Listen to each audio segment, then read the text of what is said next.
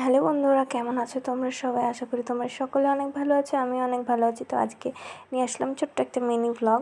তো আমি আর বোন যাচ্ছিলাম একটু বাজারে, কিছু কেনাকাটা করার ছিল। অবশ্য আমার না, আমার বোন আর ভাগ্নের জন্য কেনাকাটা ছিল। তো আমরা দুই বোনে গল্প করতে করতে রাস্তা দিয়ে যাচ্ছিলাম। তখনই হঠাৎ আমাদের স্কুলটা চোখে পড়ে। তো বোনকে বলছিলাম, এই স্কুলে অনেক স্মৃতি, অনেক মুহূর্ত জড়িয়ে আছে। এইগুলো বলতে বলতেই দোকানে পৌঁছে যাই। দোকানে পৌঁছেই আগে বোনের বইগুলো দেখে নিই, কোন রাইটারের ওদের স্যার কিনতে বলেছে সেই বইগুলো কিনে নিই।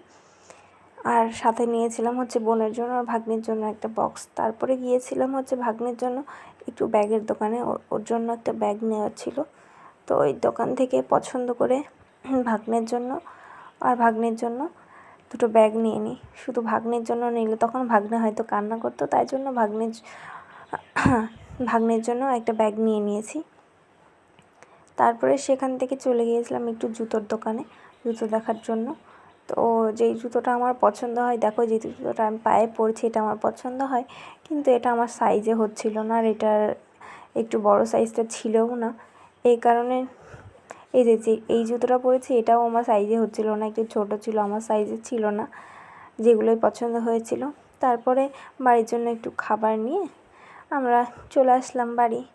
তো তোমরা সবাই ভিডিওটা দেখো আর প্লিজ সাবস্ক্রাইব করে দিও ভালো লাগলে।